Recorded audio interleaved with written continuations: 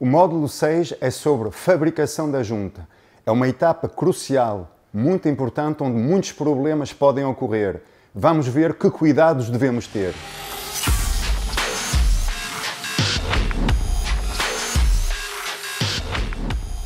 Já vimos quais são as principais famílias de adesivos no módulo 4. Sabemos como caracterizar mecanicamente o adesivo no módulo 5. Vamos agora passar à fase de fabricação. Na verdade, já vimos uma das etapas, que é a preparação da superfície. É tão importante essa etapa do fabrico que foi dedicado um módulo apenas à preparação da superfície. Mas vamos ver agora as outras etapas da fabricação. São estas, basicamente, descritas aqui de modo gráfico. Vamos, então, ver o doseamento dos adesivos. Reparem que começa aqui, não é? Com o armazenamento. Esta já foi feita. Passamos, então, depois para o doseamento, para a mistura, aplicação do adesivo, montagem, controle e, finalmente, o endurecimento. Relativamente ao armazenamento, temos que distinguir dois casos. O caso em que temos um adesivo fornecido em dois componentes, recordos, resina e endurecedor. Nesse caso, o armazenamento pode ser feito à temperatura ambiente. No caso em que a resina e o endurecedor já estão pré-misturados, o armazenamento deve ser feito a baixa temperatura. Isto porquê? Para evitar o início da cura. Se for armazenado a baixa temperatura, evitamos isso e pode ser mantido mais tempo. De uma maneira geral, o tempo de armazenamento, em inglês shelf life, shelf de prateleira, o tempo de prateleira varia de 6 meses a 1 ano. E o que é que define basicamente o tempo de armazenamento? É a viscosidade. A viscosidade está aqui representada em função do tempo de armazenamento. Durante os primeiros 6 meses, 1 ano, é constante e baixa. A partir de um determinado momento começa a aumentar exponencialmente. Portanto, aqui deixa de ser utilizável o adesivo. Recordo que estamos a falar do tempo de armazenamento, não é o tempo de vida do adesivo depois do curado. Depois do curado pode durar 10, 20, 30 anos. Doseamento e mistura. Que cuidados é que devemos ter? Bom, se for um adesivo de um componente, não há cuidado nenhum. Se for um adesivo de 2 componentes, resina e endurecedor separado, quais são os cuidados que devemos ter? Bom, primeiro temos que dosear muito bem a quantidade de um e a quantidade do outro. Isso é indicado pelo fabricante. Mas se for já pré-doseado num cartucho, é mais fácil para nós. Por exemplo, neste caso, o adesivo é um adesivo de 2 componentes em que a resina e o endurecedor já estão pré-doseados. Eu não preciso de me preocupar com a quantidade de um e de outro. Muito bem. Depois de ter doseado, de ter medido a quantidade certa de um e de outro, tenho que misturar. A mistura pode ser manual, introduz muita porosidade. Quando é manual, é como nos bolos, quando vocês misturam, ficam cheios de bolhinhas de ar. O ideal é fazer com um aparelho mais sofisticado que, por força centrífuga, com rotações muito elevadas, se consegue evitar o aprisionamento de ar e ter uma mistura bem uniforme.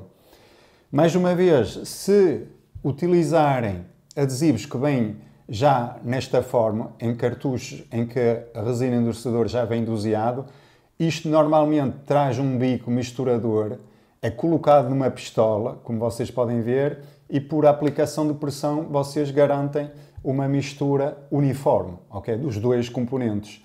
O bico misturador já foi projetado para garantir mistura uniforme e uma mistura livre de porosidade. Relativamente à aplicação do adesivo, bom, depende do tipo de adesivo. Temos de 3 tipos, basicamente, líquido, pasta e filme. Se for sob a forma líquida, é muito fácil de aplicar e é possível aplicar em qualquer geometria. Tem uma boa molhagem. O problema é que causa muito desperdício, tende a fluir por todos os lados e está limitado a espessura finas, justamente porque tem a tendência a vazar para fora da área colada. Portanto, apenas espessuras muito finas, à volta de 0,1 no máximo. Podemos fazer uma pequena demonstração de um adesivo aplicado no estado líquido, um da Loctite, recordam-se, os anaeróbicos, os adesivos acrílicos que curam por ausência de oxigênio. E podemos colocar um bocadinho num parafuso. Relativamente à pasta, é o mais comum e aquela que funciona melhor quando há grandes variações de espessura. Podem ir até 10 milímetros de variações, pode ser num sítio 1 e no outro 10. A pasta consegue acomodar isso bem porque a pasta não vai sair para fora da junta. Portanto, permite preencher os vazios. E para além disso, como não flui para fora, tem pouco desperdício. Um dos cuidados que nós devemos ter quando aplicamos uma pasta é evitar o aprisionamento de ar. E então há alguns padrões que são recomendados para justamente evitar o aprisionamento de ar. Este padrão é excelente porque ao aplicar este zigue-zague o ar pode escapar dos lados. No entanto, se aplicarem este padrão assim, um círculo fica aqui dentro aprisionado ar. Nós podemos experimentar, aplicar aqui um cordão de cola e então é isto que deveriam fazer. Estão a ver? Relativamente ao filme, muito interessante também, um desperdício mínimo, dá para de uma só vez cobrir muitas áreas, no entanto essas áreas têm que ser planas e muito regulares. É muito utilizado, por exemplo, na indústria aeronáutica, em que vocês têm, por exemplo, uma asa muito grande, mas está plana, está regular e permite poupar muito tempo. Posso-vos mostrar aqui um adesivo sob a forma de um filme. Tem duas películas de proteção e então o que é que vocês fazem? Retiram a película ou as películas, aplicam o adesivo diretamente na superfície ocular. Estão a ver? Vou retirar apenas uma e está o serviço completo. No entanto, mais uma vez, isto é limitado a espessuras muito finas. É a espessura do filme, basicamente. Depois de aplicar o adesivo, recordo que o adesivo está no estado líquido. Mesmo o adesivo sob a forma de um filme, ele vai passar por uma fase líquida, porque vai ser aquecido e então vai ficar líquido. Portanto, é necessário ferramentas para fixar os substratos até se dar a cura completa. Portanto, é uma das etapas muito importantes. A aplicação do segundo substrato também é muito importante. Convém evitar aplicar este movimento porque tende a aprisionar ar. É melhor aplicar o segundo substrato deste modo para o ar poder escapar livremente. Tem que manter os dois substratos sob pressão o tempo suficiente até haver a cura do adesivo. Outra parte importante relativamente à aplicação de pressão é para aqueles adesivos que são ou que curam por condensação. Durante essa reação química há uma libertação de molécula de água e se a cura for realizada a alta temperatura, fica vapor, expande e provoca porosidade no adesivo. Se aplicarem muita pressão, vocês evitam a expansão do ar e evitam assim a porosidade no adesivo, no fim da cura. Exemplos de ferramentas de fixação há para todos os gostos. Podem usar grampos, podem usar moldes de fixação, como aqui indicado. Podem usar molas, pesos, prensas, autoclaves, que é um forno com pressão hidrostática. Existem muitos modos de aplicar pressão.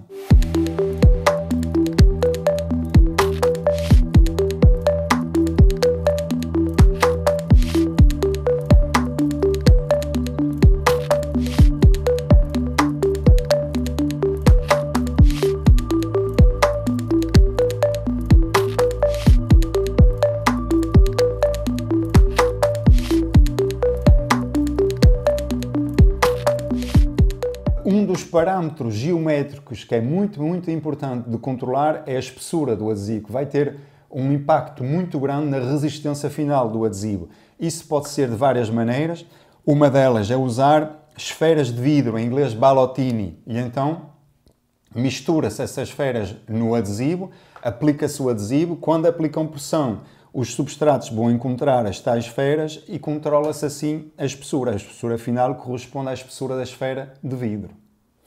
Outra maneira de controlar a espessura é usar espaçadores, que correspondem a uma espessura igual à do substrato, mais a espessura do adesivo que é desejada. Controlam muito bem assim a espessura e até controlam também o excesso de adesivo na extremidade da sobreposição, que também tem uma influência na resistência da junta. O endurecimento, nós já vimos que em alguns casos é realizado a alta temperatura, portanto, nessa altura precisam de um equipamento para aplicar temperatura, pode ser um forno, pode ser uma prensa de pratos quentes. Um cuidado que devem ter é garantir que, de facto, o adesivo está à temperatura de cura.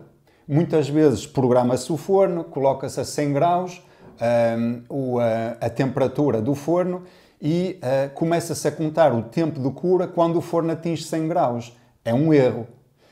Conta-se 100 graus a partir do momento em que o adesivo atinge 100 graus, não é o forno. Portanto, convém ter um sensor de temperatura, um termopar, junto ao adesivo, e só quando essa temperatura atinge a temperatura de cura é que começam a contar o tempo de cura. É um ponto importante este.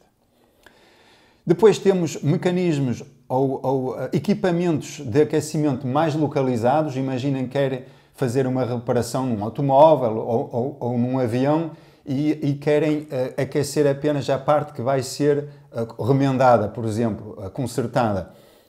Não faz sentido aquecer o automóvel inteiro ou o avião inteiro. É preciso aquecer apenas a parte localmente. E então existem basicamente 3 modos. Podem usar indução, com uma bobina apropriada, que vai introduzir correntes induzidas nos substratos que, por efeito Joule, vão aquecer. Mas isto, obviamente, só funciona com materiais condutores, metais. O adesivo não é. Imaginem que querem fazer isto com um compósito que não é condutor e com um adesivo que não é condutor. Não funciona, a não ser que introduzem no adesivo partículas metálicas. Já dá.